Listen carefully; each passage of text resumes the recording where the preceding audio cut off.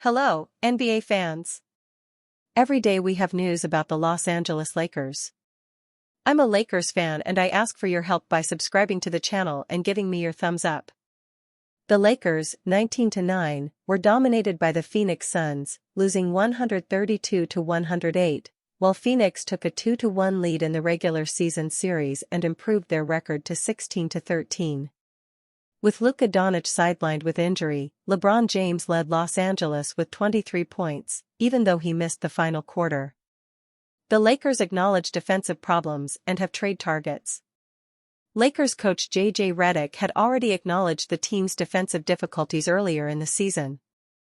Voic reports that Herb Jones of the Pelicans is at the top of the Lakers' wish list, although New Orleans is asking a high price for him, or for Trey Murphy III, and, reportedly, the Lakers are interested in Pelicans players.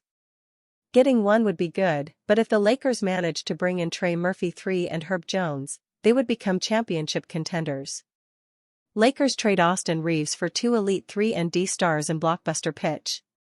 NBA analytics guru Tom Haberstroh is convinced the Los Angeles Lakers can't win a championship with Austin Reaves, Luka Doncic and LeBron James in the lineup, citing their collective defensive issues. The numbers man has called for a hypothetical Lakers trade that would see the team make a significant upgrade to both its defense and three-point shooting, while parting with Reaves. In his Substack feature, Haberstroh compared Reaves' situation, the star guard will be a free agent this summer, to that of James Harden in 2012, when the Oklahoma City Thunder had no option but to trade the southpaw and allow him to thrive as the number one option on the Houston Rockets. It feels similar to James Harden on the Thunder, where there's a superstar waiting to break out. But can he do it on the Lakers? And should he? He wondered about Reaves. Lakers trade idea for Austin Reaves. The proposed trade would see the Lakers acquire Trey Murphy III and Herbert Jones, two of the NBA's best 3-and-D players. The latter, a former all-defensive first-team selection, has been heavily linked as a Lakers trade target ahead of the February 5 deadline. Pelicans would receive Austin Reaves, Gabe Vincent, Maxi Kleber, 2031 first-round pick, top 4 protected. Lakers would receive Trey Murphy III, Herbert Jones. Haberstroh argued that putting Murphy and Jones next to Doncic, James, and Ayton would instantly solve a lot of the Lakers' defensive issues, given that both incoming wings stand at over 6'7" and can guard multiple positions. Furthermore, Murphy has consistently made over 2.5 threes per game at an efficient clip across his last 3 seasons, establishing himself as one of the elite sharpshooting wings in the league. The Lakers, who rank 24th in 3P%, 34.5, and 25th in 3PM, 11.7, would get a huge boost from Murphy's shooting, while also shoring up their 23rd ranked defense. Perfect fits next to Doncic. The Pelicans have 2 wing players that would be ideal next to the Doncic's Lakers, wrote Haberstroh.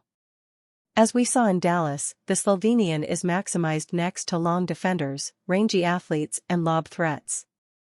Enter Trey Murphy III and Herbert Jones.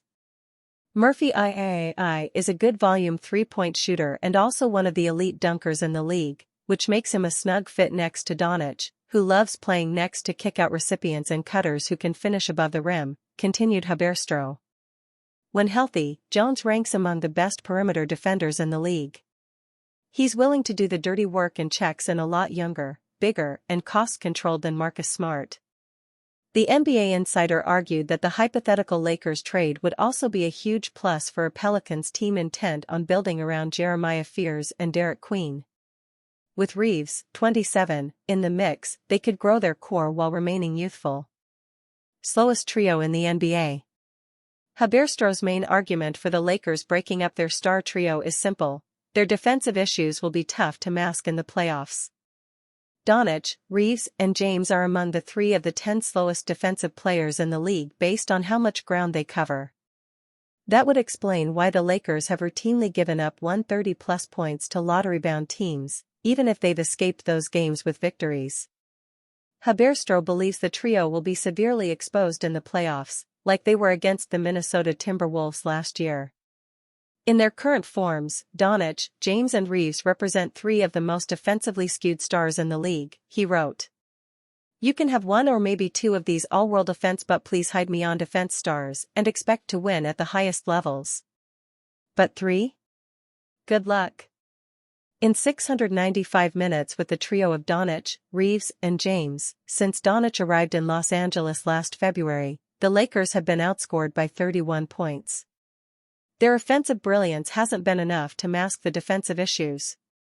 That's 1,406 possessions worth of data, Haberstro stressed.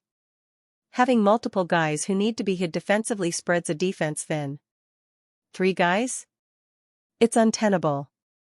Reeves has repeatedly stated his desire to re-sign with the Lakers, but Rob Pelinka and company may need to take a drastic step if they're serious about winning a championship. Could Luka Doncic return on Christmas Day? The Los Angeles Lakers suffered an embarrassing defeat their last time out, falling to their in-city rivals the Los Angeles Clippers by 15 points. In the matchup, the Lakers scored just 15 points in the first quarter and ended the game with only 3 players in double figures. LeBron James led the team, scoring 36 of the team's 88 points. Jake LaRavia had a double-double with 12 points and 11 rebounds while Luka Doncic also scored 12 points before leaving the game due to injury. With Doncic absent, the Lakers had trouble scoring efficiently, shooting an abysmal 16% from three-point range. Ahead of tonight's matchup against the Phoenix Suns, the Lakers will get Austin Reeves back from a calf injury. That said, they'll be without Doncic once more. This will be Doncic's 7th missed game this season. However, when on the floor, he's been the league's highest scorer, averaging 34.1 points per game. Additionally, Doncic is averaging 8.8 assists and 8.6 rebounds per game. According to Los Angeles Lakers insider Dave McMenamin, there is hope for Doncic to return to the court very soon. McMenamin reported that if Doncic feels good enough to go, he could return on Christmas Day against the Houston Rockets. As Los Angeles is beginning to lose ground on the San Antonio Spurs and Denver Nuggets for both the 2nd and 3rd seeds respectively, the Lakers will be hopeful to have Doncic return as soon as possible. If he's unable to return on Christmas Day, Sunday, December 28 against the Sacramento Kings would be his next opportunity. Marcus Smart is playing his way into a future not even the Lakers expected. Marcus Smart is looking like less of a rental and more of a long-term culture fit. When the Los Angeles Lakers signed Marcus Smart, few knew what to expect of the former Defensive Player of the Year. Smart's metrics generally suggested he was making a positive impact on his teams in recent years, but injuries were frequently an issue as he entered his 30s. A third of the way through the 2025-26 regular season, Smart has made it clear that those writing him off were too quick to pick up their pens. Smart has been a culture-changing presence for the Lakers during a stellar start to the 2025-26 season. His mere presence has helped the team play with more heart and energy on defense, and his offensive production has saved the second unit from bouts of becoming obsolete.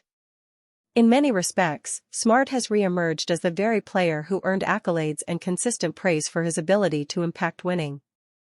Perhaps that praise will prove ambitious and Smart isn't the same player who won Defensive Player of the Year in 2021-22. Rather than getting hung up on reputations and legacies, however, the Lakers have brought him in to play the exact role they've struggled to fill. Compounded by the fact that he was effectively handpicked by franchise player Luka Doncic, Smart has looked the part of exactly who the Lakers need long-term. Marcus Smart playing like he could be a long-term fit with the Lakers. Smart, 31, is currently averaging 10.3 points, 2.7 assists, 2.6 rebounds, 1.5 steals, and 1.7 three-point field goals made in 27.4 minutes per game. Expected by many to play a limited role, he's instead ranking 6th on the Lakers in minutes played per contest. In addition to providing consistent scoring numbers and a willingness to shoot that other reserves often struggle to display, Smart has, in fact, defended at a top-tier level. Smart currently ranks in the 90th percentile in perimeter isolation defense, the 91st percentile in passing lane defense, and the 78th percentile in ball screen navigation, per Basketball Index. That certainly paints the picture of a player who's still elite on the defensive end of the floor. The Lakers desperately need to add athletic wing stoppers to the roster, but Smart's individual brilliance is still impossible to overlook. With this in mind, there's reason to believe it would behoove Los Angeles to extend its partnership with Smart beyond the 2025-26 season. Much still needs to be proven, particularly in regard to his ability to play a high enough percentage of games to justify at least one more season together. Smart has a $5,390,700 player option for the 2026-27 season, however, that would be money well spent if he maintains his current pace and decides to opt in. In the event that Smart continues to thrive in 2025-26 but opts out, difficult questions will need to be answered. He'll turn 32 in March and has enough of an injury history to raise red flags. If health isn't an issue by the end of the season, however, then re-signing him on a 2-year deal would be easily defensible. Signing Smart was justifiably viewed through the lens of a short-term gain, but it turns out his Lakers' future is brighter than many expected it to be. DeAndre Ayton has quietly become a game-changer for the Lakers. DeAndre Ayton is forcing the Lakers to ask a bigger question. When the Los Angeles Lakers signed DeAndre Ayton for just $8.1 million, the move barely moved the needle. It was viewed as a practical, low-risk addition rather than a decision that could meaningfully shift the Lakers' trajectory. At the time, it felt like depth insurance, not a defining piece. That framing no longer fits. Ayton has turned into one of the most efficient value signings in the league. He is averaging 15.3 points on a remarkable 71% shooting, along with 9 rebounds per game, production that would be impressive at any salary. At his price point, it is borderline theft. More importantly, his impact shows up every night without disrupting the Lakers' offensive hierarchy. DeAndre Ayton is a seamless fit next to LeBron, Doncic, and Reeves. The Lakers' offense is built around 3 offensive engines: LeBron James, Luka Doncic, and Austin Reeves. All 3 thrive with the ball in their hands and consistently bend defenses. Ayton has found a way to elevate that trio without demanding touches himself. Ayton has leaned fully into being the recipient. He likes receiving the ball in rhythm and finishing efficiently, whether that comes from rolling hard to the rim, sealing defenders in the paint, or cleaning up misses. He is not hunting isolations or forcing post-ups. His scoring comes naturally within the flow of the offense. That approach is exactly what the Lakers need. Defenses collapse on LeBron and Doncic drives, and Ayton punishes them for it. Reeves benefits from the added spacing and simplified reads.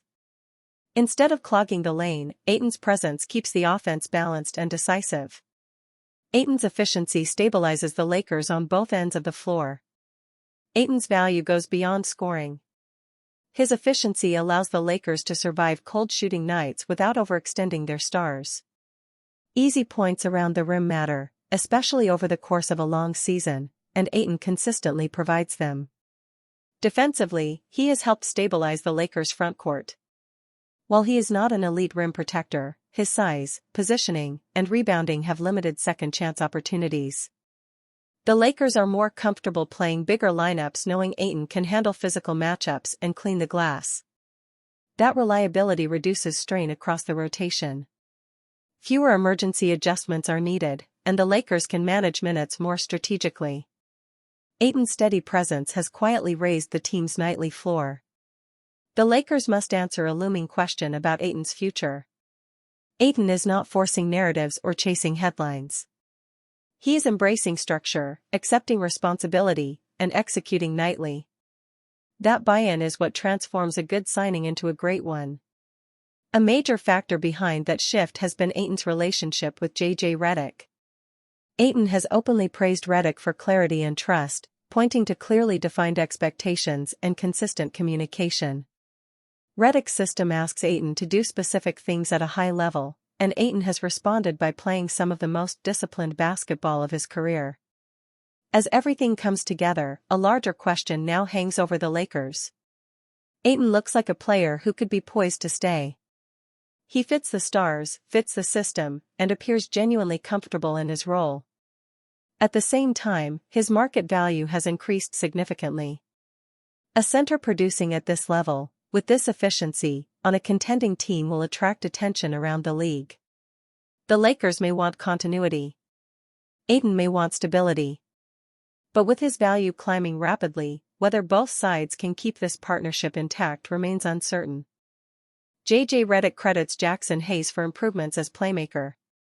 For the most part, Los Angeles Lakers center Jackson Hayes thrives as a rim-running big man who uses his athleticism and energy to finish with big dunks and alter shots at the rim on the other end. That is a big reason why he thrives next to Luka Doncic and Austin Reeves, as he gives them the perfect outlet in the pick and roll.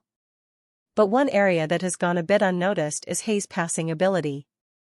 While no one would confuse him with the likes of Nikola Jokic or Draymond Green, the big man has shown that he can do more than just run and dunk, oftentimes catching the ball on the short roll and finding cutters or shooters in the corner for great looks and easy buckets.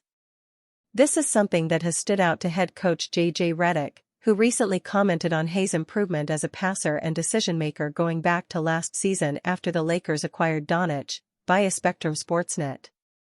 "I think the biggest thing that he's continued to develop, and started to last year, is just a pocket decision-maker. Whether that's versus the blitz or not, his progression, his reads has gotten much better going back to when we got Luka. Developed it a little bit last year, we had some success with it, and he's been really good this year. Hayes' assist numbers won't stand out, as you won't see him near double digits in any game. But there are more games where he will have 2, 3, or 4, which is a stark improvement compared to earlier in his career.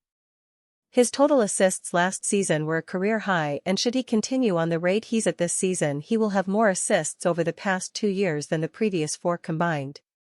This is great for the Lakers overall, as it makes the offense more diverse. Hayes' improvement as a passer has earned him the trust of Luka and Reeves, that they can find him on that short roll and know a good play is coming, which eases some of their burden. With all of the highlight plays Hayes often makes, those passes won't stand out, but they are noticeable to Redick and the rest of the Lakers and makes a big difference for this team overall. J.J. Redick calls out Lakers' defensive effort. The Lakers still have a strong 19-9 record after Tuesday's 132-108 loss in Phoenix, but their 117.6 defensive rating places them 24th in the NBA, and none of the 6 clubs below them in that category have more than 10 wins so far this season. Recognizing that his team is trending in the wrong direction defensively, head coach J.J. Redick highlighted the issue after Tuesday's loss, admitting that the Lakers don't have enough players who play maximum effort, physical basketball on a consistent basis, writes Dave McMenamin of ESPN. Packers outlast the Bears in coming-of-age win. "We practice this stuff enough," Redick said of the club's defensive principles. "We review this stuff enough. We show film on this stuff enough that, to me, it comes down to just making the choice. It's making the choice. There are shortcuts you can take, or you can do the hard thing and you can make the second effort, or you can sprint back, or you can't. It's just a choice. And there's a million choices in a game, and you're very likely not going to make every choice correctly. But can you make the vast majority of them correctly? It gives you a chance to win." According to Dan Woik of The Athletic, the Lakers believe this year's team has a higher ceiling than last season's, with Luka Doncic more comfortable in Los Angeles and plenty of offensive talent surrounding him. However, as Woik points out, the roster is missing last season's highest-energy players like Dorian Finney-Smith and Jordan Goodwin. The Lakers added former Defensive Player of the Year Marcus Smart in free agency over the summer, and he has lived up to expectations when he's been healthy. In Smart's 523 minutes on the court, LA has a defensive rating of 111.9, which would be tied for 5th in the league. That figure balloons to 119.1 with Smart on the bench. Smart agreed with Redick that there's plenty of work to do on that end of the floor. "We doing ST. We're being real ST right now, and it's showing," Smart said, per McMenamin. "Every team goes through it trying to figure it out. You just pray that it happens early and we can fix it before it's too late. But yeah, there's really no defense, no scheme we can do when we're giving up offensive rebounds in crucial moments like we are, or guys are getting wherever they want on the court. And there's no help, there's no resistance, there's no urgency. So, it's tough. And JJ is right. There's really nothing he can do. It's on us. There's some internal skepticism that the answer to the Lakers' defensive woes is in-house, according to Woik, who points out that Finney-Smith and Goodwin were in-season additions in 2024-25. With the February 5 trade deadline just over 6 weeks away, the front office figures to be on the lookout for defensive-minded players who could meaningfully upgrade the current roster.